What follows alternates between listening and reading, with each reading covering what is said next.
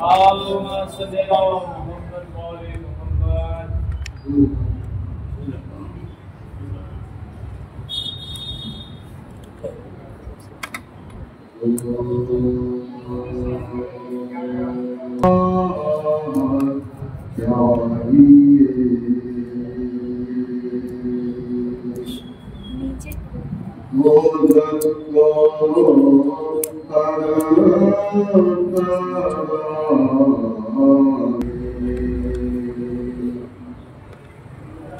جنت کو صرف شیگا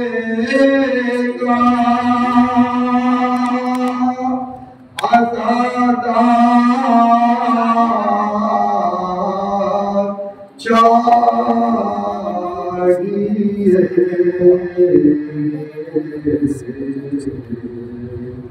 جنت کو صرف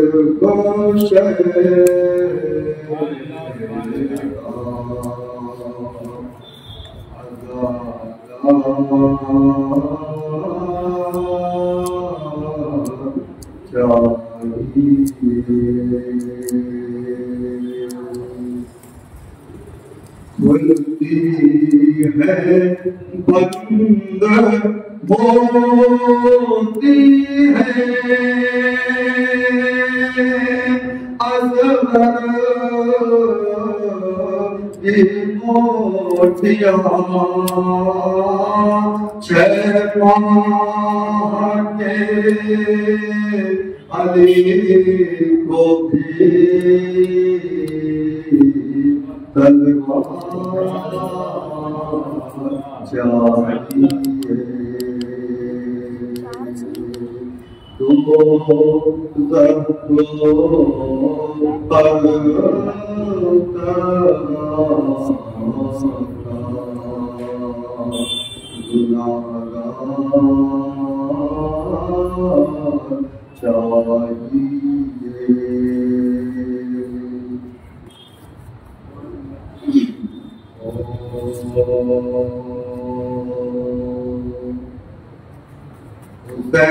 جب چلے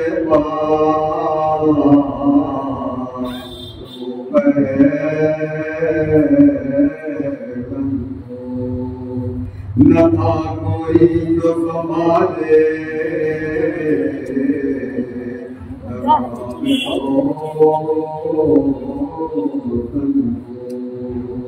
سکینہ پیار نہیں تھی اب آگے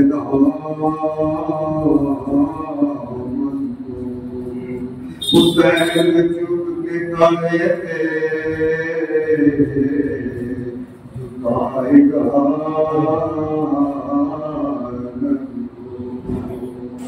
ناصرہ کا کوئی شاہ کربلا کو پتک پہن نے دیا تھا سامان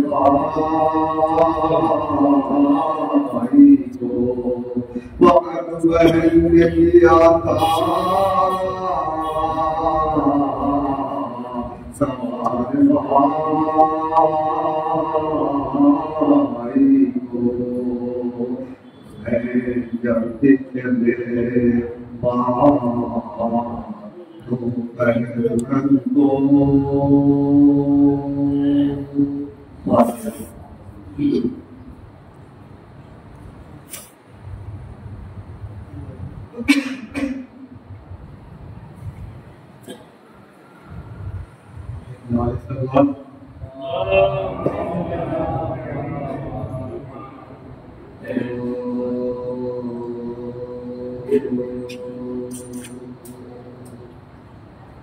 اعتبار میں طلب ہے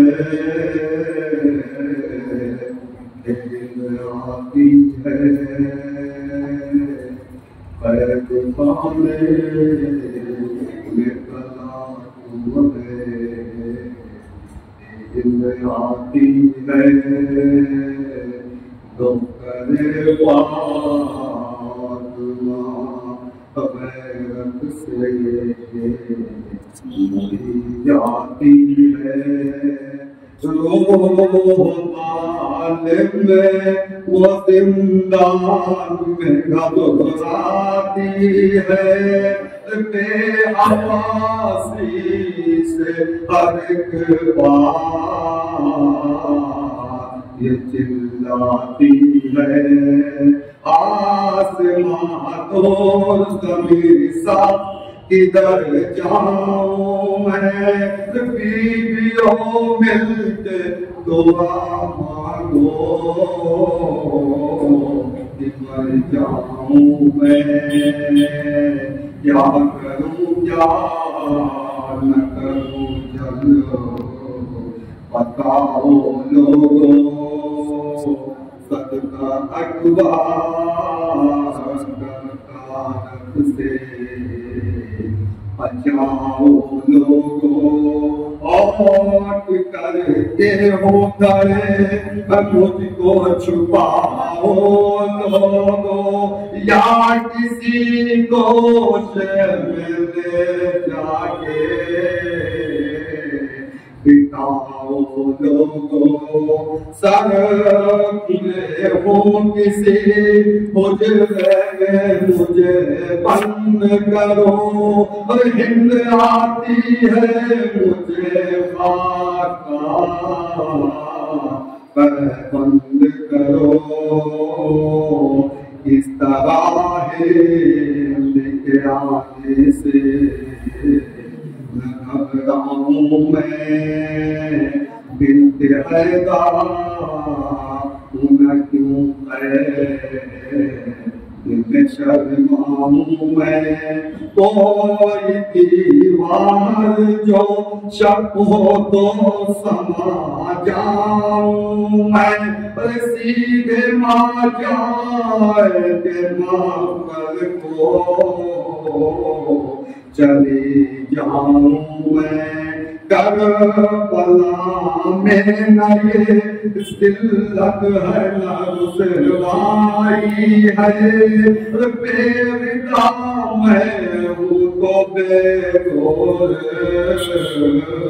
میرا بھائی ہے بے ردا میں ہوں تو بے گور میرا بھائی ہے در زندہ بے واحد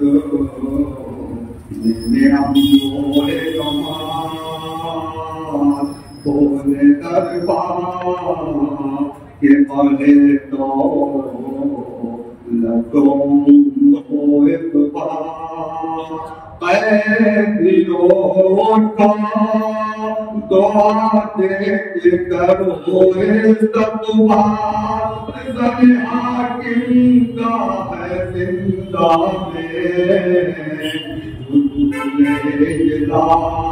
تم کھلے سر پہ حضور اب تمہیں چادر دیں گے ارے محب دل ہے آپ زندہ سے نہا کر دیں گے محب دل ہے آپ زندہ سے نہا کر دیں گے کہتی ہے قیدیوں کی شوروں تانے مارا مجھ کو اس آئے حسینہ کی صدا نے مارا ان کے سردار کو کس فوج جوان نے مارا کیا وہ سید تھا جسے اہل دغا نے مارا ایک بجلی سی کلیجے پہ میرے گرتی ہے ننگے سر فاطمہ کو کے تلے گرتی ہے غم نہ کر گو کفن میں دوں گی للہ ننگے سر تیرے جنازے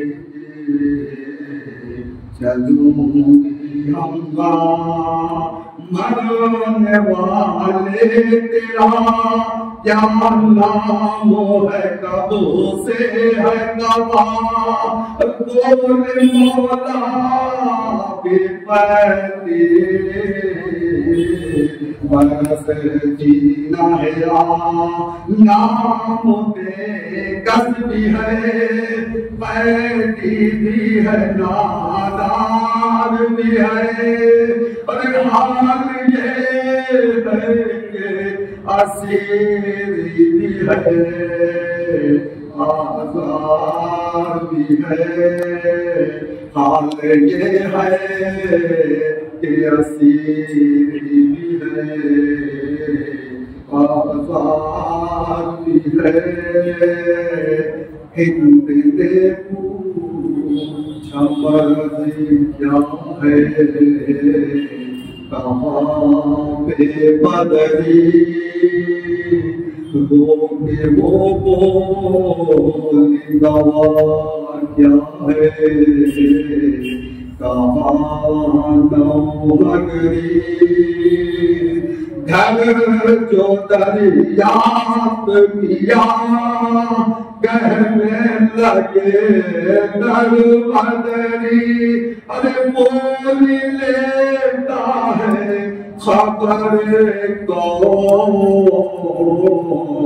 کہاں بے خبری بولی لیتا ہے خبر کون کہاں بے خبری آہ کرنے کا سبب پوچھا تو شرمانے لگے تازیانوں کے نشان پشت پہ دکھلانے لگے تازیانوں کے نشان پشت پہ دکھلانے لگے قید خانے میں تلا تم ہے ہند آتی ہے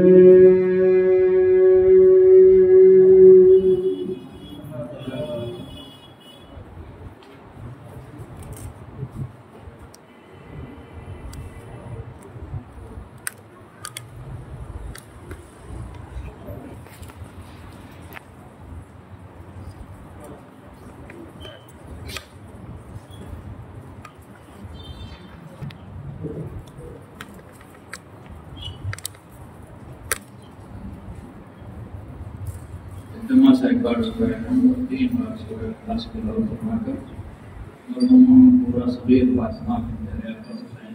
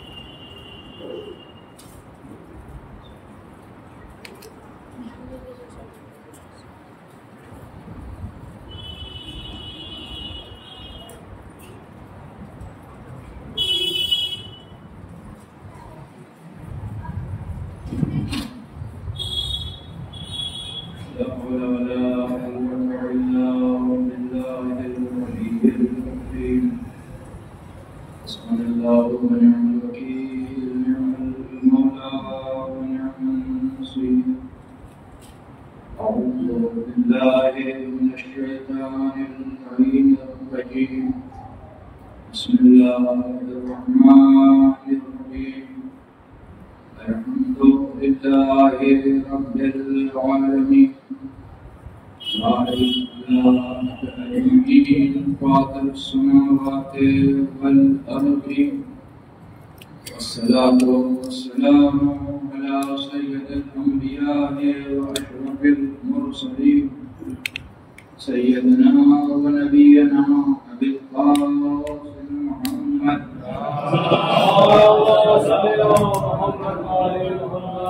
وآل الطيبين الطاهرين المعصومين المظلومين الذين أذهب الله عنهم الرجس وطهرهم تطهيرا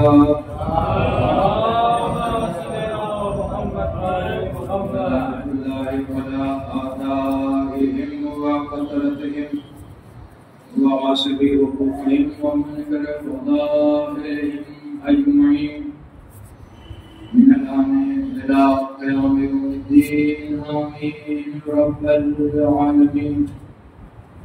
أما بعد فقد قال الله الحكيم في كتابه الكريم بسم الله الرحمن الرحيم قل إن كنتم تحبون الله فاتبعوني يحببكم الله ويغفر لكم ذنوبكم.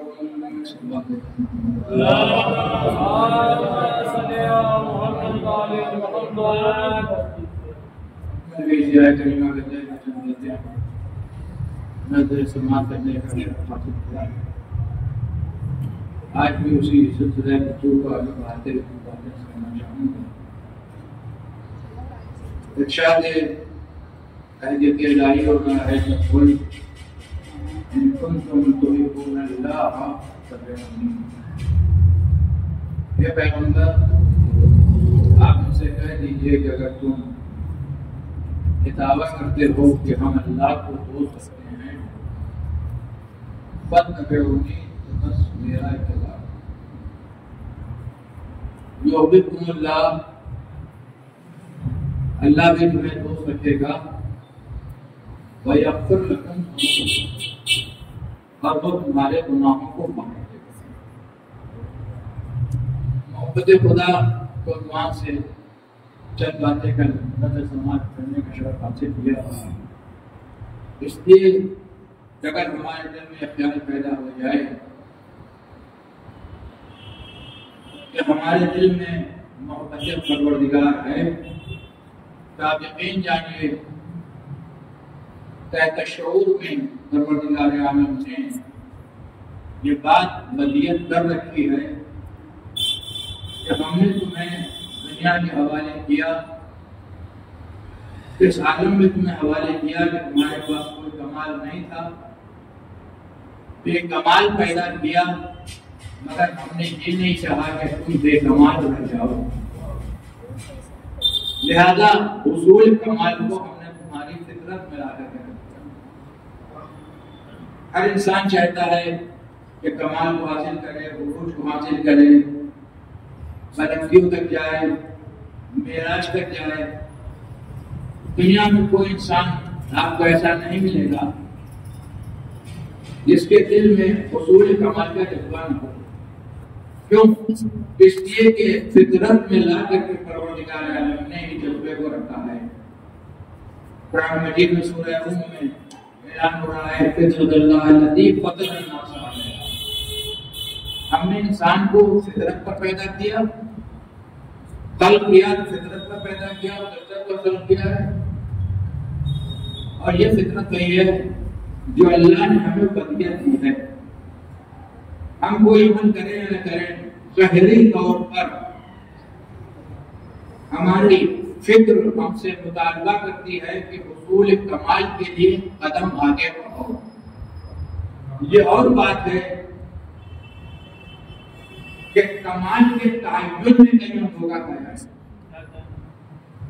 وہ چیز جو کمال نہ ہو ہم اس کو کمال سمجھ بیٹھے اور نتیجے کے طور پر ساری زندگی ہم اسی بات پر صرف کرتے ہیں کہ ایک چیز میں کمال ہے لہذا ہمیں اس کو حاصل کرنا ہے.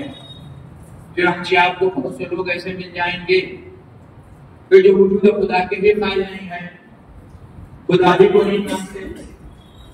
اگر خدا کو نہیں مانتے تو دل میں محبت خدا کا جذبہ کہاں سے پیدا ہوگا؟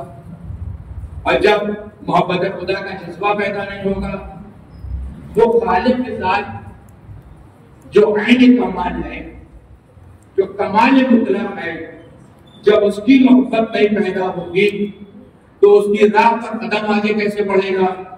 اور جب قدم آگے نہیں بڑھے گا تو انسان کبھی بھی کمال کو حاصل نہیں کر سکتا۔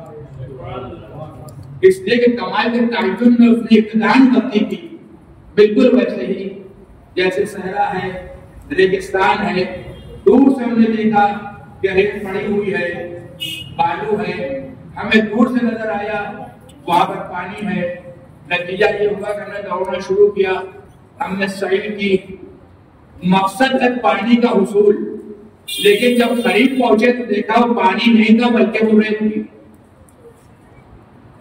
کمال کی تلاش میں آگے بڑھے، بعد میں پتا چلا کہ جس چیز کو ہم ڈھونڈ رہے تھے، جس کمال کی ہم تلاش میں تھے، وہ کمال تھا ہی نہیں۔ انسانیت نے بھی کچھ اسی طرح سے دھوکہ کھایا، کبھی کمال کی تلاش میں آگے بڑھا اور وجود خدا کی تلاش میں اس نے پتھروں کے سامنے ہاتھ جوڑ کر کے کھڑا ہو گیا، کبھی درختوں کے سامنے ہاتھ جوڑ کر کے کھڑا ہو گیا، کبھی حیوان کے سامنے ہاتھ جوڑ کر کے کھڑا ہو گیا، کبھی سیاروں ستاروں کے سامنے ہاتھ جوڑ کر کے کھڑا ہو گیا، کبھی چاند سورج کے سامنے ہاتھ جوڑ کر کے کھڑا ہو گیا، کبھی اپنے جیسے انسانوں کے سامنے ہاتھ جوڑ کر کے کھڑا ہو گیا۔ لیکن جیسے ہی اس کو یہ احساس پیدا ہوا کہ ہر منزل پر دھوکے کے علاوہ کچھ نہیں ملا، اس لیے کہ کمال کے تعین میں ہم نے غلطی کی تھی۔ ایک صلوات دیجیے محمد علیہ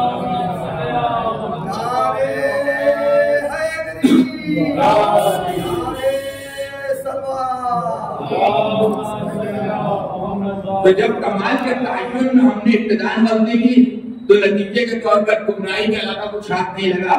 لہذا خدا نے آواز دی کہ کل مولود یولد علی فطرت الاسلام، ہم نے تمہیں ایک فطرت پر پیدا کیا، اور اس کے بعد مرسل اعظم نے اعلان کر دیا کہ ہر بچہ فطرت اسلام پر پیدا ہوتا ہے۔ اور جب فطرت اسلام پر پیدا ہوتا ہے تو اس کا مطلب یہ ہے ہر بچہ جو پیدا ہو رہا ہے تو اپنے ساتھ محبت خدا لے کر کے آ رہا ہے، محبت خدا اور رسول اپنے ساتھ لے کر کے آ رہا ہے، محبت اہل بیت اپنے ساتھ لے کر کے آ رہا ہے۔ یہ اور بات ہے کہ اس کے ماں اور اس کے باپ نے اس کو ایک ایسی ڈائیورژن کی لائن پر لگا دیا کہ اس کے ماں اور باپ محبت خدا کی راہ سے الگ لے گئے۔ کبھی انہوں نے اس کو یہودی بنا دیا، کبھی انہوں نے اس کو مجوسی بنا دیا، کبھی انہوں نے نصرانی بنا دیا، جو ان کا مذہب تھا وہ اس کی طرف گھسیٹ کر کے لے گئے۔ نتیجہ کیا ہوا کہ انہوں نے جو قدم بڑھایا وہ فطرت کی مخالفت میں قدم آگے بڑھایا۔ اب میں یہیں پر رک کر کے میں کہنا چاہتا ہوں، اگر ہمارا بڑھتا ہوا قدم مطابق فطرت ہوگا تو منزل کا حصول آسان ہوگا، اور اگر مخالف فطرت ہوگا تو منزل کا منزل ٹھوکریں تو ملے گی، کبھی زیادہ نہیں ملے گا۔ ایک سلوات دیتے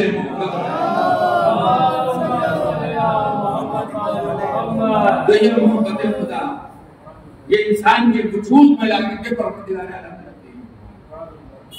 اور کل کی مجلس میں بات یہاں تک پہنچی تھی کہ ہم جس سے محبت کرتے ہیں اس محبت کا تقاضا یہ ہے کہ ہم اس سے بھی محبت کریں، اور جو اس کا محب ہو اس سے بھی محبت کریں، اس سے بھی محبت کریں، اور جو اس کا دشمن ہو اس سے نفرت کریں۔ اگر یہ سارے چیزیں پوری نہیں ہو رہی ہیں تو اس کا مطلب یہ ہے کہیں نہ کہیں سے محبت میں کھوٹ پائی جاتی ہے۔ تو جب ہم اللہ سے محبت کریں گے تو ہمیں اللہ سے ہی محبت کرنا پڑے گا، اور اللہ اس سے محبت کرنے کا حکم دے ہمیں اس سے ہی محبت کرنا پڑے گا۔ شاید اسی لیے اس دنیا کی خلقت سے پہلے پروردگار عالم نے لوگوں کے ذہن میں یہ بات راسخ کرنے کے لیے وہ شیطان جو بزم ملائک میں تھا، اس کی کوئی شناخت نہیں تھی، تھا کافر لیکن بزم ملائک میں تھا، عبادت گزار تھا، اللہ کی عبادت کر رہا تھا، اللہ کی محبت کا دم بھر رہا تھا کہ ہمارے دل میں اللہ کی محبت ہے، ہم اللہ کی عبادت کرتے ہیں، ہم اللہ کا سجدہ کرتے ہیں، ہم تسبیح و تحلیل تقدیس پروردگار میں مصروف ہیں، ہم اللہ کے محب ہیں۔ خدا نے آواز دی جب میں اس پیدر کو آنا سا کر لوں سجا لوں سوار لوں تو تم سب کے سب سجدے میں گر جانا۔ کیا ہوا؟ جو محبت تھی اس کی حقیقت کھل کر کے سامنے آ گئی۔ سارے ملائکہ نے سجدہ کیا الا ابلیس، بلکہ وہ خدا سے بحث کر رہا ہے، مکالمہ کر رہا ہے۔ خلقتنی من نار وخلقتہ من طین، مجھ کو آگ سے پیدا کیا، اس کو خاک سے پیدا کیا، یہ تیرا کیسا انصاف ہے جو بلند کو بس کے سامنے جھکا رہا ہے۔ خدا نے آواز دی فخرج، نکل جا، تیرے گلے میں توبہ لعنت ہے، تو کافر ہے۔ یعنی بس میں ملک میں رہ کر کے بھی اگر کوئی محبت خدا کا دعوے دار ہو، یہ محبت اس وقت تک پائے تکمیل تک نہیں پہنچتی جب تک کہ خدا کو بھی نہ مانے اور جس کو وہ منوائے اس کو نہ مانے۔ ایک سلوات دیجئے محمد راجہ۔ اللہ سے محبت کرنا ہے، انبیاء سے محبت کرنا ہے، پاسان خدا سے محبت کرنا ہے، اولیاء سے محبت کرنا ہے، اہل بیت علیہ السلام سے محبت کرنا ہے، ان کے محبوں سے بھی محبت کرنا ہے، ان کے دشمنوں سے بھی نفرت کرنا ہے۔ جب تک یہ تولا اور تورا ان دونوں محاذ پر انسان کامیابی سے نہ گزر جائے اس وقت تک راہ محبت خدا پر انسان کا قدم ثابت اور استوار نہیں۔ یعنی محبت صرف خالص ہونی چاہیے خدا کے لیے۔ کیا بات کو چھوڑا تھا؟ محبت خالص ہونی چاہیے خدا کے لیے۔ اب خدا کے علاوہ اگر ہم کسی سے محبت کریں تو خدا کے لیے، خدا کے علاوہ اگر کسی سے ہم محبت کریں تو خدا کے لیے، یعنی اولاد سے محبت کریں تو خدا کے لیے، بیوی سے محبت کریں تو خدا کے لیے، خاندان والوں سے محبت کریں تو خدا کے لیے، عیال سے محبت کریں تو خدا کے لیے، احباب سے محبت کریں تو خدا کے لیے۔ پتہ کیسے لگے گا یہ محبت خدا کے لیے ہے یا یہ محبت ان لوگوں سے ہے جو ہمارے لواحقین میں ہیں؟ پتہ اس وقت چلے گا جب یہ لواحقین خدا کے محبت کے مخالف سمت میں جا رہے ہوں اور اس کے بعد بھی ہماری محبت باقی ہو۔ پتہ اسی وقت چلے گا۔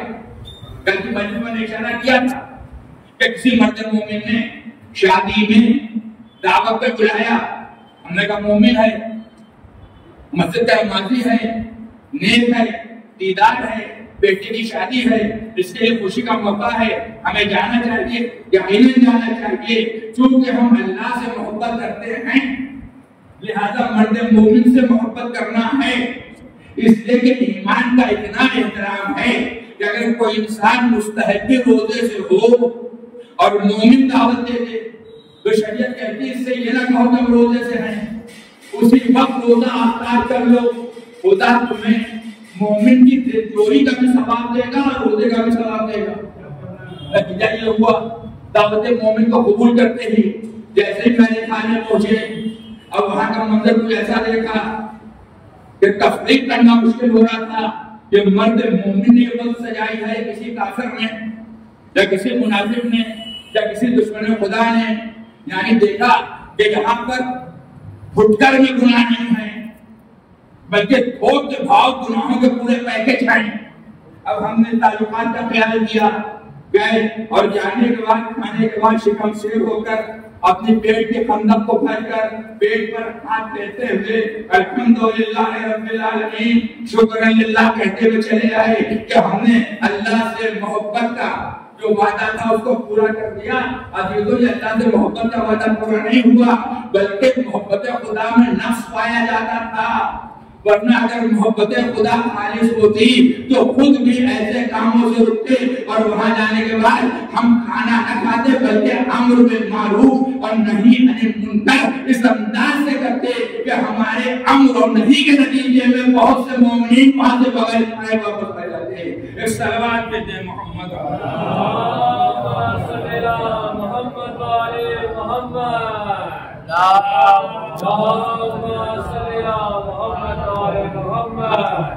بہت آسان مسئلہ نہیں، بہت مشکل مسئلہ ہے. اور پھر میں کہوں گا ہم جیسے لوگوں کے لیے جانا اور واپس آ جانا خاموشی سے بہت آسان ہے، لیکن وہ لوگ جو وہاں ہیں، مثلا مولانا عباس صاحب انہیں کا نام لے کے کہہ سکتا ہوں اس لیے کہ ہمارے بچپن کے دوست ہیں. ان کو اگر اسی شادی میں کہیں وقت پڑھنا ہوا تو مسئلہ یہ ہے کہ اب بھی پڑھنا ہے، وعدہ بھی پورا کرنا ہے، اور ساتھ کو لفافے کو نظر ہے. تو ہم اگر واپس آئیں گے تو کھانا چھوڑنا پڑے گا، یہ اگر واپس آئیں گے تو کھانے کے ساتھ ساتھ ایک سفر کے لیے محمد یقین رکھیے ہم واپس آئیں گے تو ہمارا ثواب کم ہوگا. ان کا کیونکہ انسان زیادہ ہے لہذا ان کا ثواب بھی زیادہ ہوگا اور محبت خدا بھی ان کی بہت زیادہ خالص ہوگی. اور میں نے ان کا نام لے کر بے تکلف انداز میں اسی کہہ دیا کہ ان سے میری بے تکلف گفتگو ہے. کہنے کا مقصد صرف اور صرف اتنا ہے کہ ہمیں محبت خدا کو خالص رکھنا ہوگا. ہر منزل میں جس سے بھی محبت کریں وہ خدا کے لیے محبت کریں. اب بات کو آگے بڑھا کے فرض کرنے دیجیے، یعنی جو ہمارا عمل ہو وہ بھی خالص ہو، اس میں اخلاص پایا جاتا ہو. فمن کان یرجو لقاء، جو اللہ سے ملاقات کا خواہش مند ہے اس کو کیا چاہیے؟ فمن یعمل عملا صالحا ولا یشرک بعبادۃ ربہ احدا، اس کا عمل خالص ہونا چاہیے اور اس کی عبادتوں میں شرک نہیں ہونا چاہیے. یعنی اب شرک کی دو قسمیں ہو گئی، ایک تو ہے شرک خفی، ایک ہے شرک جلی. شرک خفی تو یہ ہے کہ ہم بالاعلان خدا کا کسی کو شریک بنا دیں، اور شرک خفی یہ ہے کہ نماز کے لیے کھڑے ہوئے جیسے ہی دیکھا کہ کوئی ایسا انسان آ گیا جو ہمیں بہت متقی مانتا ہے، پرہیزگار مانتا ہے، اللہ والا مانتا ہے، بس جیسے ہی تھوڑی سی قرت کو گاڑھا کیا اس کو سنانے کے لیے تو ایسا لگ رہا ہے کہ بظاہر یہ اللہ کی نماز ہو رہی ہے مگر حقیقتاً یہ شرک ہو رہا ہے. اس لیے وہ نماز جس کے لیے نیت کی تھی قربتاً اللہ، اور اس میں یہ آنے والا بندہ بھی شامل ہو گیا اور اللہ آواز دیتا ہے کہ ہم اپنے شریک پر ظلم نہیں کرتے. اپنے شریک پر ظلم نہیں کرتے کیا مانی؟ تم نے جس کے لیے عمل کیا ہے تم جا کر کے اس سے جزا لے لو، اور اگر اس تک تمہاری رسائی نہ ہو تو رسائی کرانا ہماری ذمہ داری ہے، جزا لینا تمہارا کام ہے. سلام بھیجے محمد جتنا عمل ہمارا خالص ہوتا جائے گا اتنا ہی محبت خدا ہماری خالص ہوتی چلی جائے گی. بس بات کو تھوڑا تھوڑا کے بتا کر کے تو ایک واقعہ تھا کہ سامنے کر دوں تاکہ بات کو ایک دلیل بھی فراہم ہو جائے. یعنی جو عمل ہو وہ خالصتاً لوجہ اللہ ہو، صرف اور صرف اللہ کو. ظاہر ہے یہ کوئی ایک دن کا کام نہیں ہے، اتنی آسانی سے میں نے کر دیا کہ عمل خالصتاً لوجہ اللہ ہو. اس کے لیے مشق کرنا ہے، اس کے لیے کوشش کرنی پڑے گی، اس کے لیے محنت کرنی پڑے گی، اس کے لیے ریاضت کرنی پڑے گی، اس کے لیے اللہ سے توفیق طلب کرنی پڑے گی. جب تک اللہ کی توفیق ہمارے شامل حال نہیں ہوگی اس وقت تک ہمارا عمل خالصتاً لوجہ اللہ نہیں ہوگا. بہت آسان ہے، ہم دوسرے پر کو تبصرہ کریں. خود اپنی ہی مثال دیتا ہوں. مجلس میں وہ باتیں پڑھنی شروع کی، ارادہ کر کے بیٹھا وہ باتیں کہوں گا جو اللہ کو پسند ہوگی، محبت خدا کے مطابق ہوگی. لیکن 10 منٹ مجلس پڑھنے کے بعد یہ محسوس کیا کہ ہر طرف سناٹا ہے، ہر طرف سکوت ہے، نہ کوئی آ کر رہا ہے نہ کوئی واہ. ہر ایک اس فکر میں ہے کب یہ بلا ٹلے گی، کب یہ نمبر کو اتریں گے. فوراً ہمارے نفس کو غصایا کہ اگر ایسے مجلس پڑھو گے تو شہر والے تو پڑھوا کے لیں گے، باہر والے کبھی نہیں بلائیں گے. اس لیے ان کو ویسی مجلس چاہیے جس میں کچھ تعریف ہو، جس میں کچھ نعرے ہوں، جس میں کچھ سلواتیں ہوں. جانے کے بعد لوگ تعریف کریں، لوگ موبائل نمبر نوٹ کریں کہ سرکار آپ کہاں رہتے ہیں، موبائل نمبر کیا ہے، مجھے ایک مجلس کرنی ہے، جیسے دل میں خیال پیدا ہوا، نتیجہ کیا ہوا، کچھ اپنے نقطے، کچھ چرائے ہوئے نقطے، کچھ ادھر کی بات، کچھ ادھر کی بات، کچھ اپنی بات، کچھ ان کی بات، اور سارا زور یہ ہے کہ مجلس کامیاب ہو جائے۔ اور اگر اس کے بعد کے لوگوں نے ہماری آواز کو لبیک نہیں کہا تو فوراً کہنا شروع کیا، ارے آپ پتہ نہیں کہاں بیٹھے ہیں، پتہ نہیں آپ کیا سن رہے ہیں، پتہ نہیں آپ نے کس کو سنا ہے، پتہ نہیں آپ نے کیا پڑھا ہے۔ اب لوگوں نے سوچا کہ عزت داؤں پر لگی ہے، اگر اپنے کو پڑھا لکھا ثابت کرنا ہے تو نعرے لگاؤ، سلواتیں پڑھو۔ نتیجہ یہ ہوا کہ جو کچھ نہیں سمجھ سکتے تھے انہوں نے کم از کم اتنا سمجھ لیا کہ مجلس کامیاب ہو گئی، اتنا تو بہرحال سمجھ لیا کہ مجلس کامیاب ہو گئی۔ اور جب یہ سمجھ لیا کہ مجلس کامیاب ہو گئی تو فوراً شیطان نے اکسایا کہ محال مجلس مصائب ہیں، محال مجلس مصائب ہیں، فضائل کی وادیوں سے تو تم کامیابی کے ساتھ گزر گئے، لیکن مصائب کی وادیوں کو سر کرنا ہے تو اگر بالکل سیدھے سیدھے مصائب پڑھو گے تو نہ آہ ہوگی نہ کوئی گریہ کرے گا، لہذا ان روایات کو ذریعہ بناؤ۔ جو لوگوں نے بعد کربلا گڑھ لیے ہیں، یعنی وہ ظلم جو دشمن اہل بیت کل ائمہ پر نہ کر سکا وہ ان ذاکروں نے کیے۔ نتیجہ کیا ہوا، ہم نے انہیں روایات کو ذریعہ بنایا، بلند آواز سے گریہ ہونے لگا، لوگوں پر غشی طاری ہونے لگی۔ اب جب ہم اترے فریب پیدا ہے، ارے مولانا کہاں کے تھے، بڑی کامیاب مجلس پڑھی، اتنے لوگ بے ہوش ہو گئے، اتنے لوگوں نے گریہ کیا۔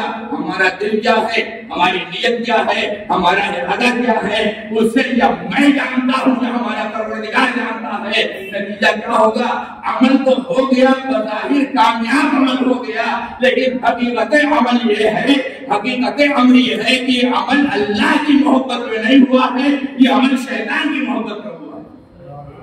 اور اسی لیے قرآن مجید نے آواز دی، الم اعهد علیکم یا بنی آدم اللہ تعبدوا الشیطان انہ لکم عدو مبین وان اعبدونی ھذا صراط مستقیم۔ اے اولاد آدم، کیا تم سے اس بات کا عہد نہیں لیا گیا تھا کہ خبردار شیطان کی عبادت نہیں کرنا، وہ تمہارا کھلا ہوا دشمن ہے، اور ہماری عبادت کرنا یہی صراط مستقیم ہے۔ ایک صلوات بھیجے ہیں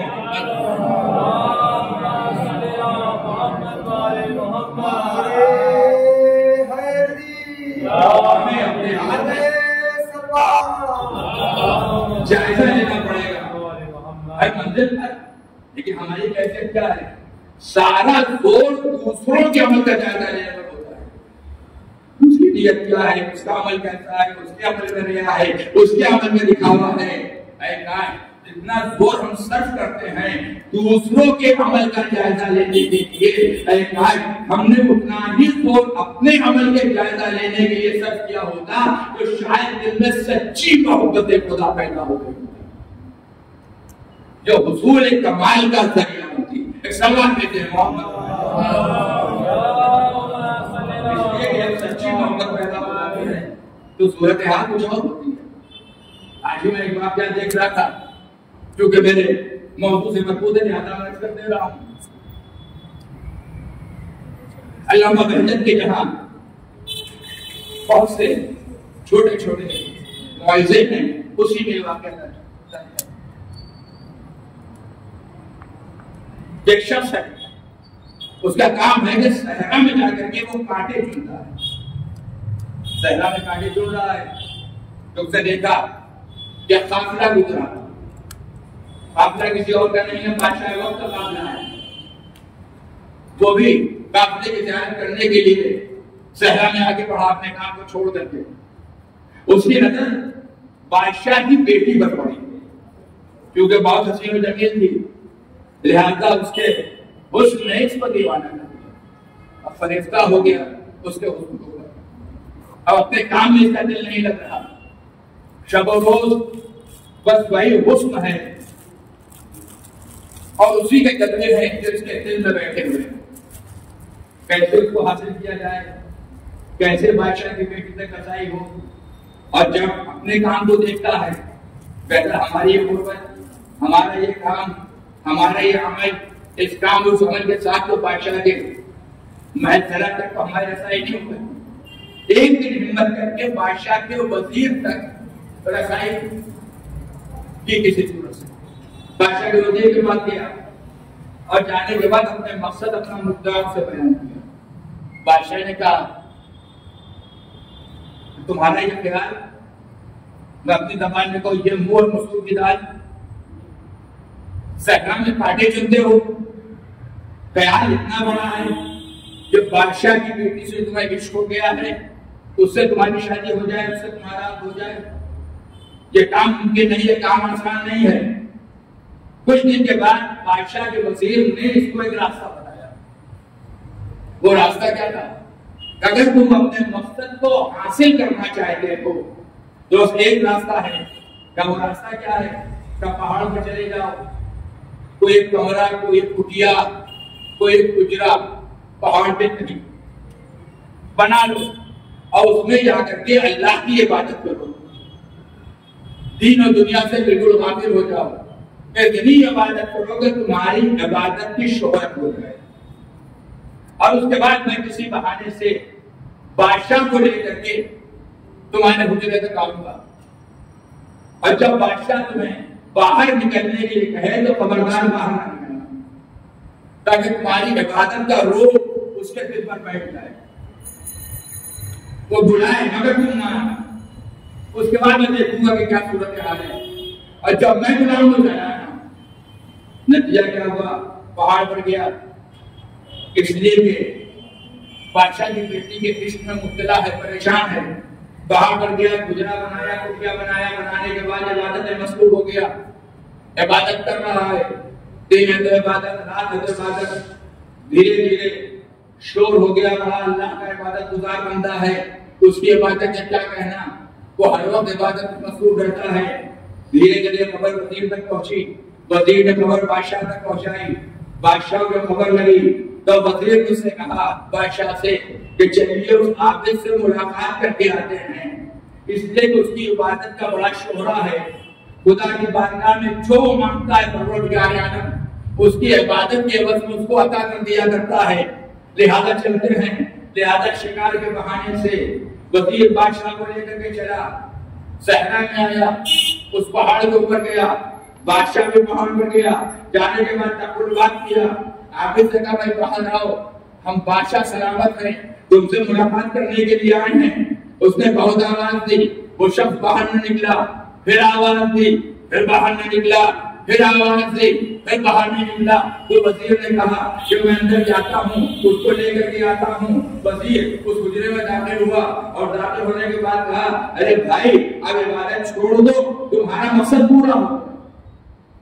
حجرے سے باہر نکلے، بادشاہ سلام تمہارا انتظار کر رہے ہیں. اس نے وزیر کی بات پر بھی کان نہ دھری، وہ اسی عبادت میں مصروف رہا. نتیجہ کیا ہوا؟ وزیر تھک ہار کے بادشاہ اور وزیر دونوں واپس چلے آئے. اور اس نے بادشاہ سے ملاقات نہیں کی وزیر کے کہنے کے باوجود. یعنی جو پلاننگ تھی اس کے مطابق بھی اس نے نہ بادشاہ سے ملاقات کی نہ وزیر سے ملاقات کی. نتیجہ کیا ہوا؟ وہ گزر گیا. کچھ دن کے بعد وزیر نے اس کے پاس پیغام کہلایا کہ جو بات طے ہوئی تھی، جو معاہدہ ہوا تھا، تم بڑے بیوقوف ہو، تم نے اس پر عمل نہیں کیا. تو اس نے جواب کہلا بھیجا کہ جس عبادت نے مجھے اس مقام تک پہنچا دیا کہ بادشاہ سلامت ہمارے دروازے پر آئے، تو میں نے سمجھ لیا کہ اگر کوئی دین و دنیا کا بادشاہ ہے تو صرف پروردگار عالم ہے. تو جب عشق حقیقی کی شمع ہمارے دل میں موزن ہو گئی تو پھر عشق مجازی کی شمع کی گنجائش نہ رہی. اب نہ بادشاہ کی محبت ہمارے دل میں ہے، نہ دنیا کی محبت ہمارے دل میں ہے، نہ بادشاہ کی بیٹی کا حسن ہمارے خیال میں ہے. اب ہر وقت اگر محبت ہے تو صرف اور صرف خدا کی محبت ہے. جب خدا کی محبت اتنی راسخ ہو گئی تو خدا جس دن چاہے گا ہمیں بادشاہی عطا کر دے گا. اگر نہیں بھی عطا کرے گا تو اگر اس کی یہی مرضی ہے ہم اس کی مرضی کے سامنے اپنے سر تسلیم کم کرتے ہیں. ایک صلوات بھیجیں.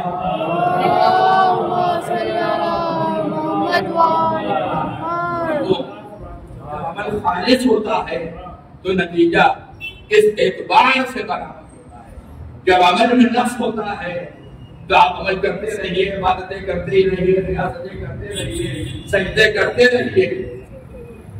ہو سکتا ہے کہ ساری زندگی کی عبادتیں وہ اثر نہ دکھائیں، اور ایک سجدہ جو اخلاص کے ساتھ ہو وہ انسان کی بخشش کا سامان ہے. ایک شخص ہے، بس ایک واقعہ میں تمام، ایک شخص ہے، اس کے سامنے حدیث رسول آئی کہ اگر کوئی انسان 40 دن تک کوئی عمل خالص اللہ کے لیے انجام دے، 40 دن تک کوئی عمل کی بھی خیر نہیں ہے کہ کیا کرے، 40 دن تک کوئی عمل خالصتاً لوجہ اللہ، یعنی صرف اور صرف اللہ کے لیے انجام دے، تو پروردگار عالم حکمت کے سوتے اس کے دل میں معزز ہو، حکمت کے سوتے پیدا ہو جاتے اس کے دل میں. اگر 40 دن تک کوئی انسان خالصتاً لوجہ اللہ، صرف اور صرف اللہ کے لیے عمل کرے، کیا ہوگا؟ پھر تم لگے تو رہیے تو کہہ پائے گا، اس کے دل میں حکمت کے سوتے پیدا ہو جائیں گے. اور جب حکمت مل جائے تو میدان ہو رہا ہے، جس کو حکمت مل گئی اس کو خیر کثیر مل گیا، یعنی سب کچھ مل گیا اگر حکمت مل گئی. ایک شخص تھا، اب حدیث رسول ہے، نگاہ کے سامنے ہے، اس نے کوئی ایک عمل انجام دینا شروع کیا، اور جب انجام دینا شروع کیا اور ساتھ میں گرتا جاتا ہے، آج 1 دن ہو گیا، آج 2 دن ہو گیا، آج 3 دن ہو گیا، آج 4 دن ہو گیا، کیلنڈر میں نشان لگا دیا. جیسے ہی 40 دن پورے ہو گئے تو آپ سوچ رہا ہے کہ ہمارا دل ہوگا اور اس میں حکمت کے سوتے ہوں گے. 40 دن گزر گیا مگر حکمت کے سوتے نہیں پیدا ہوئے. ایک سوال کیجیے محمد علیہ خود اس واقعے سے خدا انسان بہت متاثر ہوا لہذا میں عرض کرتا ہوں، اور شاید کچھ کام کی بات ہو. 40 دن گزر گئے، سوچ رہا ہے اے خدا کہ رسول کا ارشاد ہے غلط تو ہو نہیں سکتا، مایت نبا نے ہوائی ہوائی نہ ہوا، جو کچھ کلام ہے وہ وہی کے اشارے پر ہے. مرسل اعظم نے تو کہا ہے وہ تو صحیح کہا ہے، ہو سکتا ہے یہ نہ کہا ہو اور کسی نے حضور کی طرح منسوخ کر دیا ہو. اور ہمارے جیسا کوئی جاہل آدمی تو تھا نہیں، پڑھا لکھا انسان تھا، علم رجال سے واقف رکھتا تھا، لہذا وہ سند حدیث کو برپاؤ کرنا شروع کر دیا. علم رجال کا جائزہ لیا، حدیث کو مسلم میں نقل کیا، پورے سلسلے کو دیکھا، اور اس کے بعد نتیجہ یہ نکالا کہ حدیث بالکل احسن ہے، مستحسن ہے. مرسل اعظم نے یہ کہا ہے، کہیں سے حدیث ضعیف نہیں ہے، سلسلہ رجال کے بعد یہ حدیث پوری کھڑی اتر رہی ہے. اب مطمئن ہو گیا، لیکن پھر سوچ رہا ہے اگر حدیث صحیح ہے تو ہم نے عمل کو انجام دیا ہے. تو پھر 40 دن میں مکمل ہو گئے، کیلکولیشن کو دیکھ رہا ہے تو حکمت کے سوتے کیوں نہیں موزن ہوئے؟ کیا عمل میں کوئی نقص تھا؟ کیا عمل میں کوئی کمی تھی؟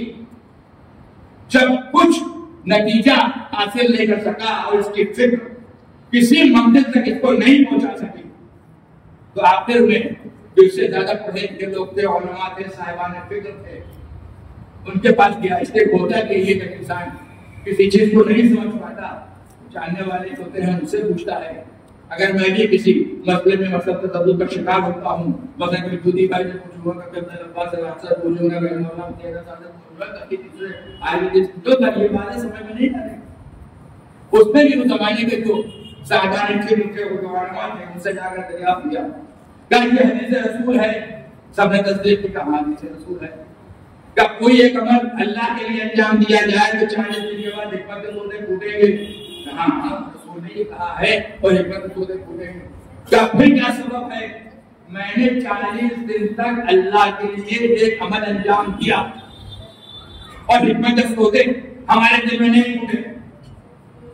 چہرے پر مسکراہٹ. عالم دین نے کہا جب تم عمل کر رہے تھے دل میں کیا خیال تھا کہ 40 دن عمل کریں گے، حکمت کے سوتے پھوٹیں گے، حکمت کے سوتے پھوٹیں گے، حکمت کے سوتے پھوٹیں گے. تو تمہارا عمل اللہ کے لیے تھا یا حکمت کے سوتوں کے پھوٹنے کے لیے تھا؟ سلام بھیجے محمد علیہ. میں نے پڑھا تو خدا کی قسم بہت متاثر ہوا کہ تمہارا عمل یہ عمل اللہ کے لیے تھا یا حکمت کے سوتوں کو پوچھنے کے لیے تھا؟ جب عمل اللہ کے لیے ہو خالصتاً لوجہ اللہ ہو تب حکمت کے سوتے پوچھیں گے. اب سمجھ میں آیا جب دربار معصومی ہمارے سامنے آتے ہیں اس کے مطابق ہم عمل کرتے ہیں. عمل کرنے کے بعد شکوہ کرتے ہیں معصوم نے یہ کہا ہم نے یہ کیا مگر ہمیں اپنا مقصد نہیں ملا. تو مقصد اس لیے نہیں ملتا جو عمل ہوتا ہے وہ خالصتاً لوجہ اللہ نہیں ہوتا. عمل کا خالصتاً لوجہ اللہ ہونا یہ کوئی آسان کام نہیں ہے. اللہ ہمیں توفیق دے دے اور جب تک توفیق پروردگار عنایت معصومین عنایت مرسل اعظم ہمارے شامل حال نہیں ہوگی اس وقت تک ہمارا عمل خالصتاً لوجہ اللہ نہیں ہو سکتا. اس لیے سماج میں ہم زندگی گزارتے ہیں اس سماج میں جتنے بھی عناصر پائے جاتے ہیں سب ہمیں صراط مستقیم سے ہٹانے کے لیے آمادہ ہیں. یہ عمل کرو گے تو اماں راضی ہو جائیں گے, یہ عمل کرو گے تو ابا راضی ہو جائیں گے, یہ عمل کرو گے تو پڑوسی راضی ہو جائے گا. ہم سب کی رضا کی فکر کرتے ہیں, نہیں فکر کرتے ہیں رضا پروردگار کی. اے کاش عمل کرنے کے بعد ہم نے اپنے عمل کو اتنا خالص کیا ہوتا کہ کوئی راضی ہو یا نہ ہو ہمارا پروردگار راضی ہو جائے. جس دن ہمارا عمل اتنا خالص ہوگا تو دنیا بھی ہمارے قدموں میں ہوگی, آخرت بھی ہمارے ساتھ ہوگی. ایک سلوات دے دے محمد.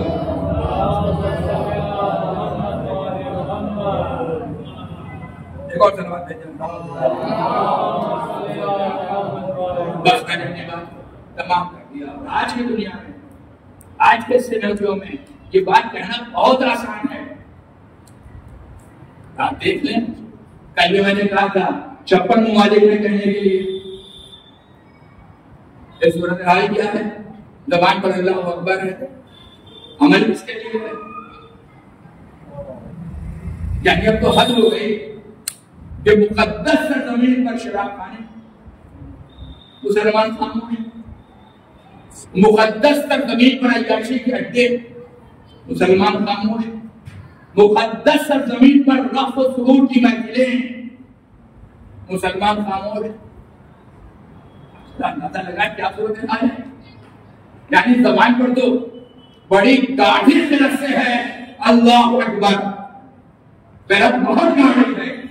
اے کاش کوئی اذان بلالی دینے والا ہوتا, اس کی قلت چاہے گاڑھی نہ ہوتی مگر جب وہ اللہ اکبر کہتا تو دل کی گہرائیوں سے کہتا. اس کے برخلاف ایک ملک ہے, اس کے سربراہ کو دیکھ لیجیے. یعنی ساری دنیا اگر میں یہ کہوں تو خدا کی قسم محاورتاً کہہ رہا ہوں غلط نہیں ہے, حقیقتاً یہی ہے. جس شخص کے قلبیں چاٹ رہی ہے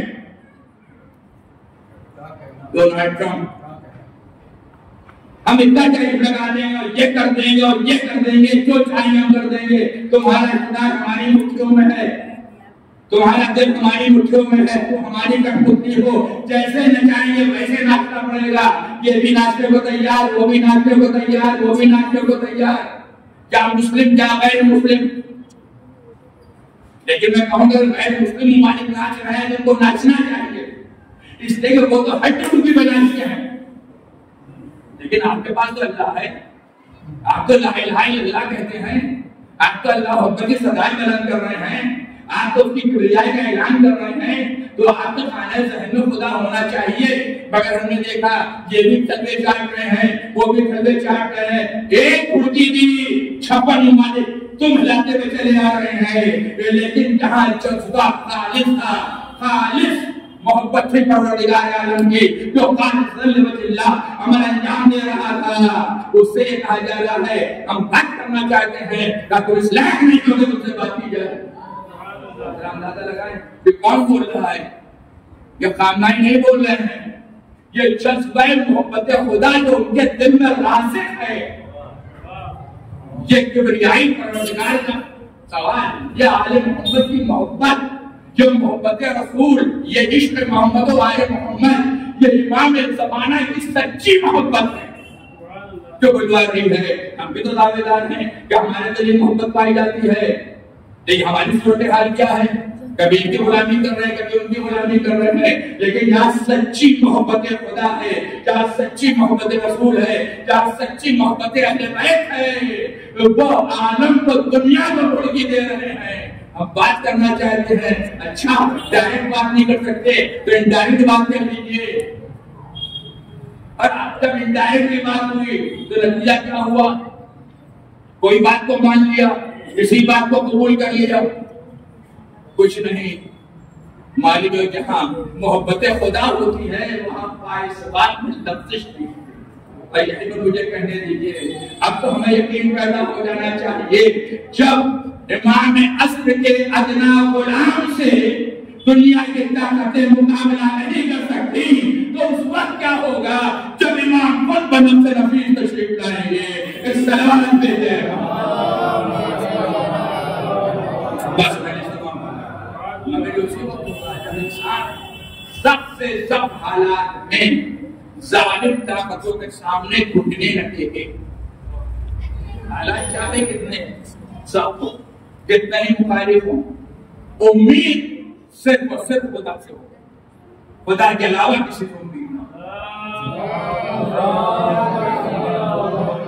بس ہوگا جنہیں مسائل کا سن لیجیے، کیونکہ ایک مومنہ کے اشارے سے آگے مجلس ہے، لہذا اس لحظ سے میں کوئی مسائل پیش کرنا چاہتا ہوں۔ سختیاں ہوں، مسائل ہوں، آلام ہوں، دشواریاں ہوں، حتیٰ کہ ہم قتل کر دیے جائیں، شہید کر دیے جائیں، ہمارے گھر مسمار کر دیے جائیں، تو یہ ہمارا نام و نشان مٹانے کی کوشش کرے، ہم مٹانے اپنے حد تک وہ اپنی کوشش میں کامیاب بھی ہو جائے، لیکن اگر دل میں محبت خدا خالص ہوتی ہے تو دنیا کی کوئی طاقت ہمیں مٹا نہیں سکتی۔ آیت اللہ حسن نصر اللہ نے یہ کیوں کہا تھا کہ اگر ہمیں مٹنا ہوتا تو ہم کربلا میں مٹ گئے ہوتے، بتائیں کیا بچا تھا؟ لیکن جب کربلا میں نہیں مٹے تب حسین کی محبت کے صدقے میں دنیا ہمیں نہیں مٹا سکتی۔ دنیا کو ڈرایا جا سکتا ہے مگر عزاداروں کو نہیں ڈرایا جا سکتا، دنیا کو ڈرایا جا سکتا ہے مگر ماتمداروں کو نہیں ڈرایا جا سکتا۔ کیوں نہیں ڈرایا جا سکتا؟ انہوں نے اپنا دین کربلا سے لیا، کربلا قربانی کا مطالبہ۔ ہمارے ساتھ اگر تھوڑی بہت مصیبتیں بھی آ جاتی ہیں تو ہماری زبان ہر شکوہ سے آشنا ہو جاتی ہے۔ ذرا تصور کریں، ذرا کربلا آئیں اور ایک بطخی رفتار سے ان مسائل کا جائزہ لیں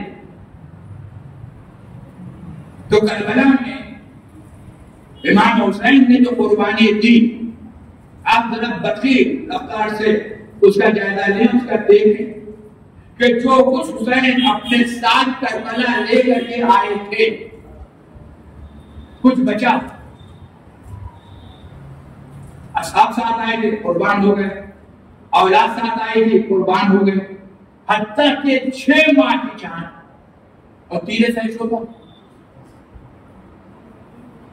تو ہمت تو ٹوٹ جانی چاہیے، ہمت تو بس ہو جانی چاہیے۔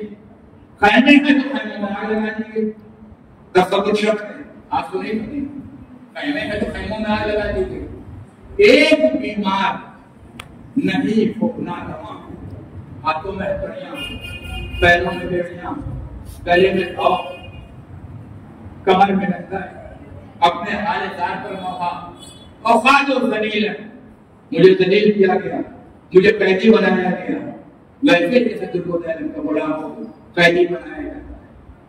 اور اس کے بعد آگے دیکھیں کہ وہ خاتون بیت المقدس کی میں نے تہمت دی ہے، یہ میں پہلے استعمال کرتا ہوں، وہ خاتون جو کربلا میں صبح کربلا سے نہیں مدینے سے حسین کے ساتھ ساتھ ہے، جو کچھ راہے کربلا میں ہوا وہ بھی زینب نے دیکھا، روز عاشورہ جو قربانیاں ہوئی وہ بھی زینب نے دیکھی۔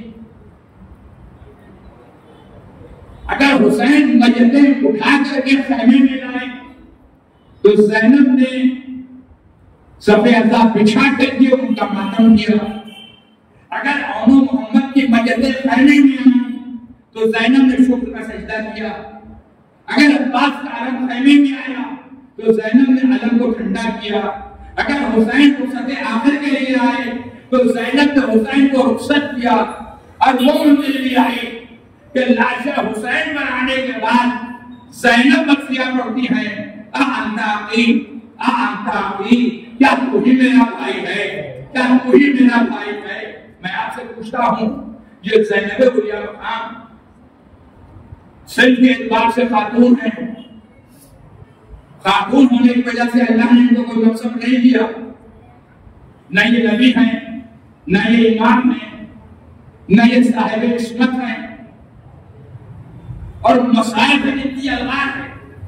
مگر اس کے بعد کہ اتنی باہمت خاتون ہے کہ ہمارا اللہ تعالیٰ سلام کو جناب زینب علیہ مقام کے سبات قدم پر الباقی خدا بندی میں دعا کو پالی والے جناب زینب کے سبات کے صدقے میں ہمارے قدموں کے بھی رائے ہم سبات کرتے ہیں. ہمیں یہ کامیاب و کامران کرتے ہیں. ہمیں بھی حوصلہ دے دے کہ ہم دل کی بڑی سے بڑے طاقتوں سے ٹکرانے کا حوصلہ اور ورولہ اپنے اندر رکھیں. سن کے اعتبار سے خاتون ہے. خاتون ویسے بھی رقیق القلب ہوتی ہے، دل کے اعتبار سے کمزور ہوا کرتی ہے. آپ شرعی مسائل اٹھا کر کے دیکھیں بہت سے مسئلے ایسے ملیں گے جہاں پر خاتون کے بارے میں رعایت کی گئی ہے کہ دیکھو یہ رقیق القلب ہے، یہ صدمہ یہ برداشت نہ کر پائے گی. لیکن کربلا میں ہم نے زینب علیہ مقام کے سبات قدم کو عجیب عالم میں دیکھا کہ خیمے جل گئے، بیٹیاں لٹ گئی، لٹے ہیں بچوں کے پاسداری بھی ہے، ان کی دیکھ بھال بھی ہے. اور اس کے بعد جب کربلا سے چلی تو ہاتھ سے گردن سے بندھے ہوئے بھی ہیں. ارے ایک رسم ہے، پارا غلط ہے، اونٹ ہے، محفل نہیں ہے، کجاوا نہیں ہے. کس بے دردی کے ساتھ اس قافلے کو کربلا سے لے کر کے دربار کوفہ میں داخل کیا گیا. لیکن جب دربار کوفہ میں دربار ابن زیاد میں یہ لٹا ہوا قافلہ پہنچا تو ایک مرتبہ نشے کی عالم میں چور، ظاہری فتح کے نشے میں چور ابن زیاد آواز دیتا ہے، زینب کو مخاطب کر کے آواز دیتا ہے، کہتا ہے تم نے دیکھا کہ خدا نے تمہارے بھائی کے ساتھ کیسا سلوک کیا. داڑھی اوپر کر دیے گئے، وہ ذبح کر دیے گئے، ان کے لاشوں پر گھوڑے دوڑا دیے گئے. یہ جملہ نہیں ہے، تمہیں بے دل کو ابن زیاد اور بھا رہا ہے کہ تم نے دیکھا کہ خدا نے تمہارے بھائی کے ساتھ کیا کیا. جیسے ہی بات خدا کی آئی، محبت خدا کا جذبہ اس نے بھی جوش مارا. زینب بھرے میں دربار میں کھڑی ہو گئی. اب کھڑے ہونے کے بعد ظالم حاکم کو مخاطب کر کے کہتی ہے، اے ظالم کیا بکتا ہے، ما رأیتا منہ الا جمیلا. ہم نے اپنے خدا کی طرف سے اچھائی کے علاوہ، بہتری کے علاوہ کچھ نہیں دیکھا. خدا نے ہمارے بھائی کے لیے شہادت مقدر کی ہے. تیرے لیے سنت ہے، جب میدان محشر میں جائے گا تو تجھے خود پتا چل جائے گا کہ خدا نے میرے بھائی کو کیا عطا کیا. اب تو دیکھ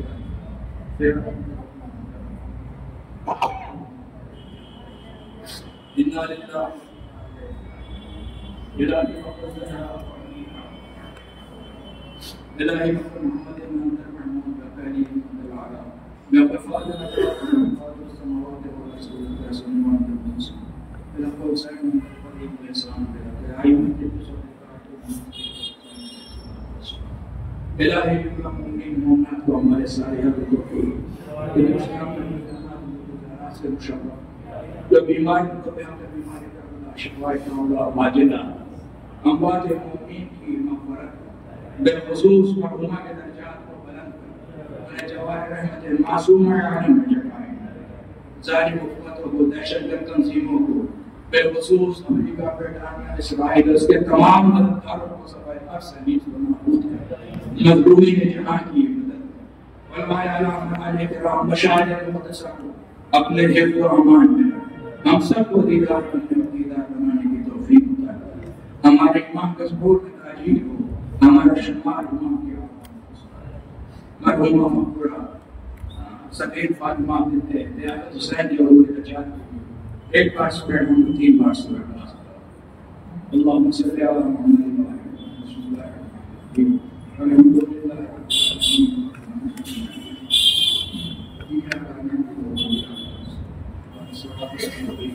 الرحمن الرحیم